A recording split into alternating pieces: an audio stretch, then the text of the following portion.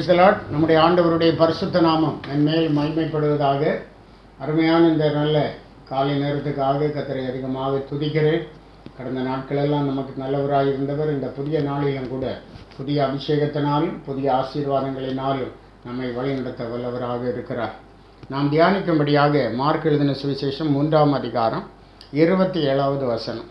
பலவானை முந்தி கட்டினால் ஒழிய ஒருவன் பலவானுடைய வீட்டுக்குள் புகுந்து அவன் உடைமைகளை கொள்ளையிடக்கூடாது. கட்டினானேயாகில் அவன் வீட்டை கொள்ளையிடுவான். ஒரு வீட்டை கொள்ளையிட வேண்டுமேயானால் பலவானை முந்தி கட்ட வேண்டும் என்று சொல்லப்பட்டிருக்கிறது. பலவான் என்று சொல்லும்போது சத்ருவை குறிக்கிறது. தேவ பிள்ளைகள் அல்லது ஊழியக்காரர்கள் அல்லது ஆவிக்குரியவர்கள், அபிஷேகம் பண்ணப்பட்டவர்கள், இவர்களுடைய வேலை என்ன? பலவானுடைய வீட்டை கொள்ளையிடுகிறது. பலவான் ஜனங்களை அடக்கி ஆண்டு கட்டி வைத்திருக்கிறான். அந்த கட்டுகளை அவிழ்த்து அந்த கழுதைகளை எப்படி சீஷர்கள் இயேசுவினிடத்தில் கொண்டு வந்தார்களோ அதுபோல ஆத்துமாக்களை பலவானுடைய கைக்கு விடுவித்து அவர்களை இயேசுவினிடத்தில் கொண்டு வருகிறது தான் ஊழியம் என்று பார்க்கிறோம். இதற்காக நாம் செய்ய வேண்டிய காரியம், பலவானை முந்தி கட்ட வேண்டும், அவனை கட்ட வேண்டும். அவனை கட்டினானே ஆகில் அவன் வீட்டை கொள்ளையிடுவான். அவன் கண்ட்ரோலில் இருக்கிற ஆத்துமாக்களை, அவன் மனக்கண்களை குருடாக்கி வைத்திருக்கிறான் பாருங்க ஆத்துமாக்களை, அந்த ஆத்துமாக்களை எல்லாம் தேவனுடைய சமூகத்திலே நாம் கொண்டு வர முடியும் என்று பார்க்கிறோம். பலவான் கட்டப்பட வேண்டும். அன்னாளுடைய வாழ்க்கையில் கூட பயங்கரமான பிரச்சனைகள் இருந்தது. குழந்தை இல்லை, நிந்தனைகள், பரிகாசங்கள், போராட்டங்கள். இன்றைக்கு அனைவருடைய வாழ்க்கையில் அப்படிப்பட்ட அனுபவம், பயங்கரமான நிந்தனைகளை சகிக்கிறார்கள். ஆனால் அன்னாள் கேட்டதின்படி ஆண்டவர் அவளுக்கு சாமுவேலை கொடுத்தார். அப்போது அவள் சொல்லுகிறாள், பலவான்களின் வில் முறிந்தது, தள்ளாடினவர்களோ பலத்தினால் இடைகட்டப்பட்டார்கள். பலவான்களின் வில் முறிந்தது, தள்ளாடினவர்களோ பலத்தினால் இடைகட்டப்பட்டார்கள். இந்த அருமையான காலை நேரத்திலும் கூட தள்ளாடின தம்முடைய ஜனத்தை ஆண்டவர் பலத்தினால் இடைகட்டுகிறார்.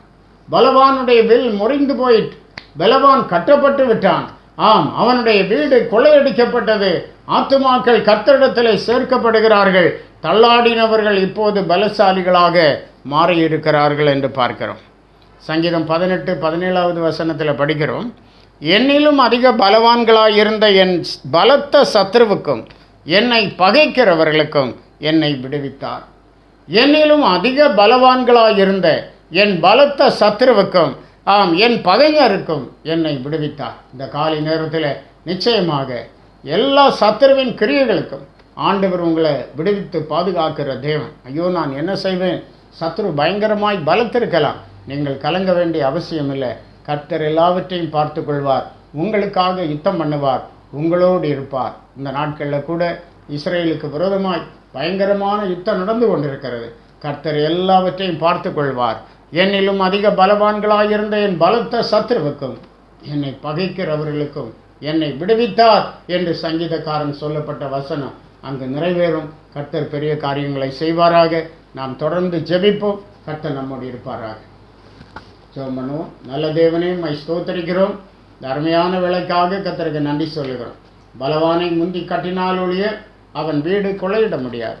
பலவானை முந்தி கட்டினானேயானால் அவன் வீடு கொள்ளையிடப்படும் என்று சொல்லப்பட்டபடி சத்ரு தன்னுடைய ஆதிக்கத்தில் வைத்திருக்கிற ஆத்துமாக்களை ஆண்டவரே உம்முடைய ராஜ்யத்துக்கென்று சேகரிக்க பரிசுத்தாவியானவர் கிருபைதார். சத்ருவை கட்டி ஆண்டவரே ஆத்துமாக்களை கொள்ளையிட பலன் தார்.